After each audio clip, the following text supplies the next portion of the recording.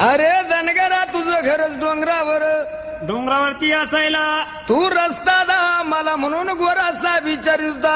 ह्या शिंगरूबा धनगराला मग त्या गोऱ्या साहेबाला शिकुरवानो काय सांगितलं? या डोंगराच्या खाईना तुम्ही रस्ता नेहमी या डोंगराच्या खालना रस्ता काढा असं सांगितल्या बरोबर साहेबांना ऐकून घ्याला.